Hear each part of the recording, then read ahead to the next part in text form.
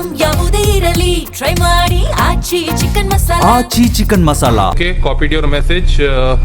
I will turn back and there is no permission to transit Hormuz. That's correct, sir?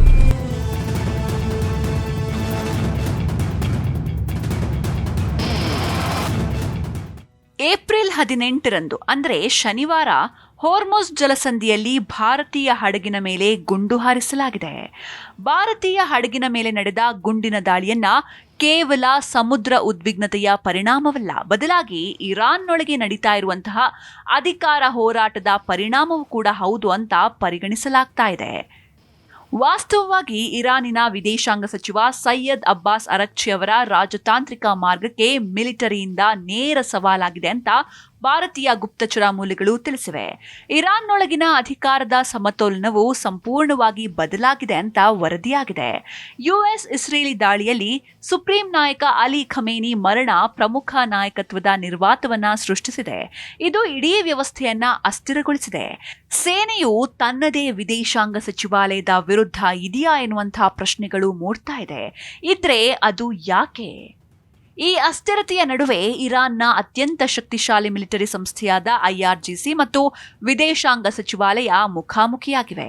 ವರದಿಗಳ ಪ್ರಕಾರ ಪಾಶ್ಚಿಮಾತ್ಯ ದೇಶಗಳೊಂದಿಗೆ ಮಾತುಕತೆಗಳಲ್ಲಿ ವಿದೇಶಾಂಗ ಸಚಿವ ಅರಕ್ಚಿ ಅತಿಯಾದ ಮೃದು ನಿಲುವನ್ನ ತೆಗೆದುಕೊಳ್ತಿದ್ದಾರೆ ಅಂತ ಐಆರ್ಜಿಸಿ ಮುಖ್ಯಸ್ಥ ಅಹ್ಮದ್ ವಹಿದಿ ಮತ್ತು ಅವರ ತಂಡ ನಂಬಿದೆ. ಪರಮಾಣು ಕಾರ್ಯಕ್ರಮ, ಕ್ಷಿಪಣಿ ವ್ಯವಸ್ಥೆಗಳು ಮತ್ತು ಹೆಜ್ಬೊಲ್ಲಾ ಹಾಗೂ ಹಮಾಸ್ನಂತಹ ಸಂಘಟನೆಗಳಿಗೆ ಸಂಬಂಧಿಸಿದ ನಿರ್ಧಾರಗಳ ಮೇಲೆ ರಾಜತಾಂತ್ರಿಕ ವಿನಮ್ರತೆ ದೇಶದ ಹಿತಾಸಕ್ತಿಗಳಿಗೆ ವಿರುದ್ಧವಾಗಿದೆ ಅಂತ ಐಆರ್ಜಿಸಿ ನಂಬುತ್ತೆ. ಇದಕ್ಕಾಗಿಯೇ ಮಿಲಿಟರಿ ಹೋರ್ಮುಜ್ ಜಲಸಂಧಿಯನ್ನ ತೆರೆಯುವ ವಿದೇಶಾಂಗ ಸಚಿವಾಲಯದ ನಿಲುವನ್ನ ಬಹಿರಂಗವಾಗಿ ಪ್ರಶ್ನಿಸಿತ್ತು.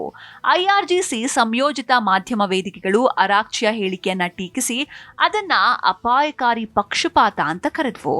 ಈ ಆಂತರಿಕ ಸಂಘರ್ಷ ಇಸ್ಲಾಮಾಬಾದ್ನಲ್ಲಿ ನಡೀತಾ ಇರುವ ಯುಎಸ್ ಇರಾನ್ ಮಾತುಕತೆಗಳ ಮೇಲೂ ಗಮನಾರ್ಹ ಪರಿಣಾಮ ಬೀರಿದೆ. ಐಆರ್ಜಿಸಿಯ ಅಸಮಾಧಾನಕ್ಕೆ ನಿಜವಾದ ಕಾರಣವೇನು ಅಂತ ನೋಡ್ತಾ ಹೋಗೋದಾದ್ರೆ, ವರದಿಗಳ ಪ್ರಕಾರ ಐಆರ್ಜಿಸಿ ತನ್ನ ಆಪ್ತ ಅಧಿಕಾರಿ ಮೊಹಮ್ಮದ್ ಬಾಕರ್ ಜೋಲ್ಖಟ್ಚರ್ ಅವರನ್ನ ಶಾಂತಿ ಮಾತುಕತೆ ತಂಡದಲ್ಲಿ ಸೇರಿಸಿಕೊಳ್ಬೇಕಂತ ಬಯಸುತ್ತೆ. ಇದರಿಂದಾಗಿ ಅದು ಸಂಪೂರ್ಣ ಮಾತುಕತೆಗಳ ಮೇಲೆ ನೇರ ನಿಯಂತ್ರಣವನ್ನ ಹೊಂದಿರುತ್ತೆ. ಆದಾಗ್ಯೂ ವಿದೇಶಾಂಗ ಸಚಿವ ಅರಕ್ಚಿ ಇದನ್ನು ವಿರೋಧಿಸಿ ಜೋಲ್ಫಟ್ಚರ್ಗೆ ಮಾತುಕತೆಯ ಅನುಭವವಿಲ್ಲ ಅಂತ ಹೇಳಿದ್ದಾರೆ. ಈ ಜಗಳವು ಇಸ್ಲಾಮಾಬಾದ್ನ ಮಾತುಕತೆಗಳನ್ನ 3 ಮಾರ್ಗದ ಯುದ್ಧವನ್ನಾಗಿ ಪರಿವರ್ತಿಸಿದೆ. ಒಂದ್ ಕಡೆ ಇರಾನಿನ ರಾಜತಾಂತ್ರಿಕರು, ಇನ್ನೊಂದ್ ಕಡೆ ಐಆರ್ಜಿಸಿ ಕಠಿಣವಾದಿಗಳು, ಮತ್ತೊಂದ್ ಕಡೆ ಬಾಹ್ಯ ಮಧ್ಯವರ್ತಿಗಳು. ಇರಾನಿನ ಸೈನ್ಯಕ್ಕೆ ಕಾಡ್ತಿರೋ ಚಿಂತೆ ಏನು? ತಜ್ಞರ ಪ್ರಕಾರ ಖಮೇನಿ ನಿರ್ಗಮನದ ನಂತರ ಉಂಟಾದ ಅಧಿಕಾರದ ನಿರ್ವಾತ ಐಆರ್ಜಿಸಿಯನ್ನ ಹೆಚ್ಚು ಆಕ್ರಮಣಕಾರಿಯನ್ನಾಗಿ ಮಾಡಿದೆ. ರಾಜತಾಂತ್ರಿಕ ಒಪ್ಪಂದವು ತನ್ನ ಶಕ್ತಿ ಮತ್ತು ನಿಧಿಯನ್ನ ದುರ್ಬಲಗೊಳಿಸಬಹುದು ಅಂತ ಅದು ಭಯಪಡುತ್ತೆ. ಪರಿಣಾಮವಾಗಿ ಹೋರ್ಮುಜ್ ಜಲಸಂಧಿಯಂತಹ ಕಾರ್ಯತಂತ್ರದ ಪ್ರದೇಶಗಳ ಮೇಲಿನ ಅದರ ನಿಯಂತ್ರಣವು ಹೆಚ್ಚು ಕಠಿಣವಾಗಿದೆ. ಇದು ಭಾರತ ಸೇರಿದಂತೆ ಇಡೀ ಜಗತ್ತಿಗೆ ನೇರ ಪರಿಣಾಮಗಳನ್ನು ಬೀರಬಹುದು.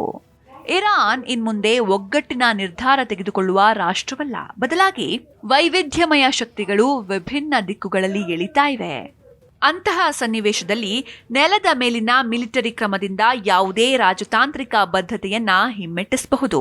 ಭಾರತದ ಹಡಗಿನ ಮೇಲೆ ದಾಳಿ ನಡೆಸಿದ್ದೇಕೆ ಇರಾನ್? ಕೊನೆಗೂ ಬಯಲಾಯಿತು ಕಾರಣ.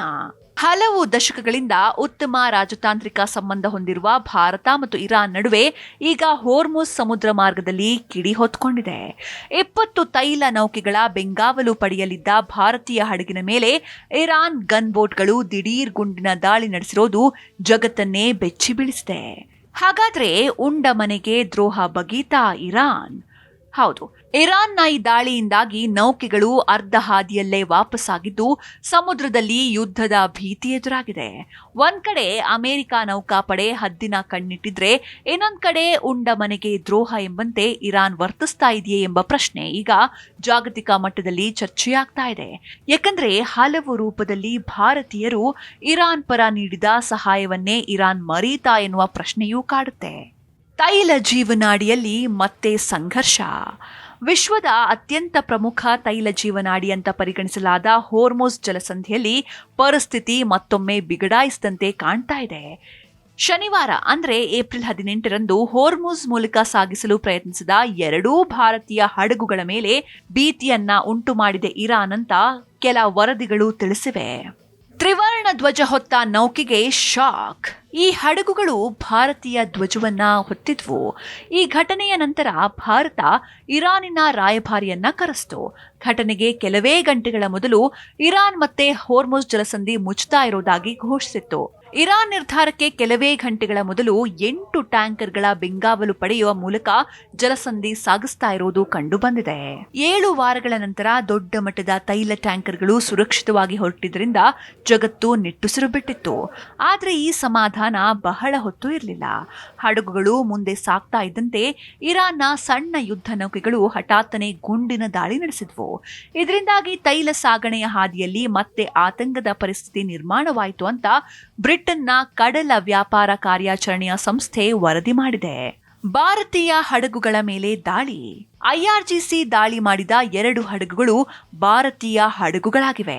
ಟ್ಯಾಂಕರ್ ಮಾನಿಟರಿಂಗ್ ದತ್ತಾಂಶವು ಗುಂಡಿನ ಚಕಮಕಿಯು ನಡೆದಿದೆ ಅಂತ ಸೂಚಿಸುತ್ತೆ. ಒಂದು ಹಡಗು ಭಾರತೀಯ ಧ್ವಜ ಹಾರಿಸಿತ್ತು ಮತ್ತು 2 ಮಿಲಿಯನ್ ಬ್ಯಾರೆಲ್ ಇರಾಕಿ ತೈಲವನ್ನ ಸಾಗಿಸ್ತಾ ಇತ್ತು. ಅಲ್ಲದೆ ಹಡಗುಗಳು ಮತ್ತು ಸಿಬ್ಬಂದಿ ಸೇಫ್ ಆಗಿದ್ದಾರೆ. ಹೋರ್ಮುಜ್ನಲ್ಲಿ ಬೀಡು ಬಿಟ್ಟಿದ್ದ ಯುಎಸ್ ನೌಕಾಪಡೆಗೆ ಈ ಘಟನೆಯ ಬಗ್ಗೆ ತಿಳಿದಿರಲಿಲ್ಲ. ಇರಾನ್ ಹೋರ್ಮುಜ್ ಅನ್ನ ಯಾಕೆ ಮುಚ್ಚಿತು? ಇರಾನ್ ಅಮೆರಿಕದ ವಿರುದ್ಧ ಗಂಭೀರ ಆರೋಪ ಹೊರಿಸಿದೆ. ಇರಾನ್ ಬಂದರುಗಳ ಸುತ್ತ ನಿರಂತರ ದಿಗ್ಬಂಧನಗಳು ಮತ್ತು ಕಡಲ್ಗಳ್ಳತನವನ್ನ ಹೋಲುವ ಕ್ರಮಗಳು ನಡೀತಾ ಇವೆ ಅಂತ ಆರೋಪಿಸಿದೆ. ಇದಕ್ಕೆ ಪ್ರತಿಕ್ರಿಯೆಯಾಗಿ ಹೆಚ್ಚಿದ ದಮನ ಕಾರ್ಯಾಚರಣೆ ನಡೆಸಲಾಗಿದೆ ಅಂತ ಇರಾನ್ ಹೇಳಿಕೊಂಡಿದೆ. ಇರಾನ್ ಒತ್ತಾಯವೇನು? ಅಮೆರಿಕದ ಮಿಲಿಟರಿ ಹಡಗುಗಳು ಹೋರ್ಮುಜ್ ಜಲಸಂಧಿಯಿಂದ ಹಿಂದೆ ಸರಿದು ಇರಾನ್ ಹಡಗುಗಳು ಹಾದು ಹೋಗಲು ಅವಕಾಶ ನೀಡಬೇಕು ಅಂತ ಇರಾನ್ ಒತ್ತಾಯಿಸ್ತಾ ಇದೆ. ಏಪ್ರಿಲ್ 17ರಂದು ಇರಾನ್ ಹೋರ್ಮುಜ್ ಜಲಸಂಧಿಯ ಮೂಲಕ ಹಡಗುಗಳ ಸೀಮಿತ ಮತ್ತು ನಿಯಂತ್ರಿತ ಸಾಗಣೆಗೆ ಅವಕಾಶ ನೀಡಿತ್ತು. ಇದನ್ನ ಸದ್ಭಾವನೆಯ ನಡೆ ಅಂತ ಬಣ್ಣಿಸಿದೆ. ಅಲ್ಲದೆ ಅಮೆರಿಕದ ಕ್ರಮದಿಂದಾಗಿ ಈ ವ್ಯವಸ್ಥೆಯನ್ನ ಹಿಂತೆಗೆದುಕೊಳ್ಳಲಾಗಿದೆ ಅಂತಲೂ ಸಹ ಹೇಳಿದೆ Iran. Okay, copied your message. I will turn back and there is no permission to transit Hormuz. That's correct, sir?